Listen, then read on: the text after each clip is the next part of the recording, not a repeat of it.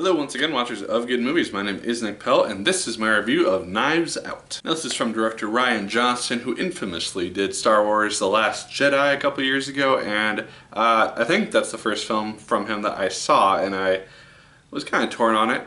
I remember at least. And so I was kind of hesitant going into this, but the trailers looked fantastic and funny as hell. So let's talk about how this thing ended up. Now the general story, if you are not aware, is that it focuses on the potential murder of this old man who is very wealthy, and basically Daniel Craig's detective character coming in to try to decide if this was a suicide as it is originally seeming to be, or if this was actually foul play and a murder of some sort by one of the many members of this guy's family. Now this is the definition of a dysfunctional family in this film, because the cast does such a good job inhabiting these various roles that they have, and it's a fantastic cast overall. Everyone is someone that I recognize at least to some extent, and so it's just a stellar cast all around. But they all just play these individual roles, and they just have such nasty demeanors to them, because while you're introduced to them, they seem like, oh, she's not that bad, he seems like a good guy, and then you just get more insight into their characters and their histories and how manipulative they can be to one another, and they're just such despicable people, most of them, and it's just, they do really good jobs.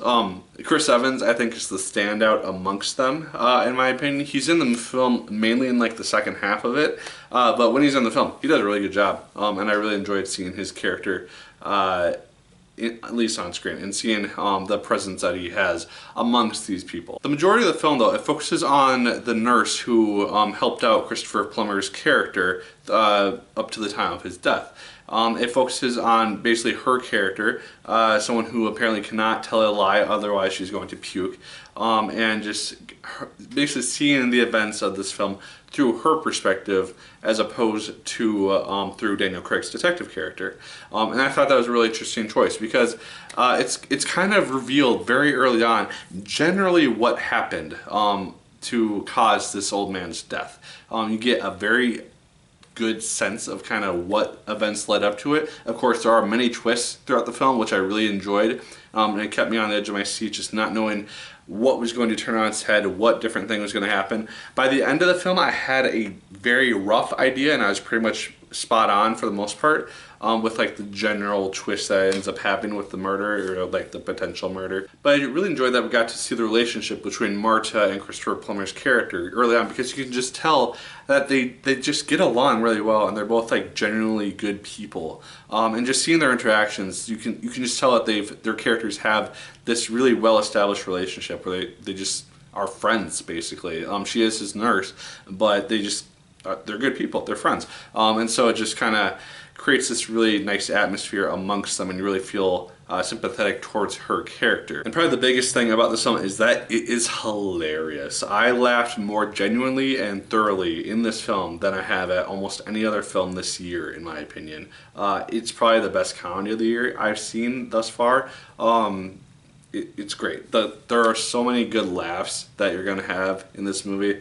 I don't want to spoil anything, but it's just a really funny movie, and I laughed a ton. In terms of negatives, I didn't really have any, honestly. I tried to think about it for like 5-10 minutes after I got back from the movie, and there wasn't really anything that really stuck out to me. There's a couple slow bits here and there, but it didn't really pull me out of the movie at all. And all the explanations that are done throughout the film, they make sense, especially towards the end, just kind of tying everything together. I didn't feel like there were any loose ends that it just didn't make sense or anything like that.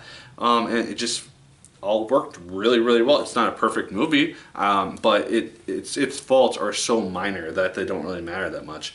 And it's really, really good. And if you get a chance to see it once it comes out next week, I definitely say check it out, because it's really, really well worth your time, in my opinion. But those are my thoughts on Knives Out. Let me know your thoughts in the comments down below. Did you like it as much as I did? Did you hate it more than I did? Let me know. What is your favorite murder mystery type of film? Let me know your thoughts in the comments down below. Like, favorite, comment, and subscribe once again if you so choose. I appreciate it immensely. And as always, my people, my name is Nick Pell, and once again, keep on watching.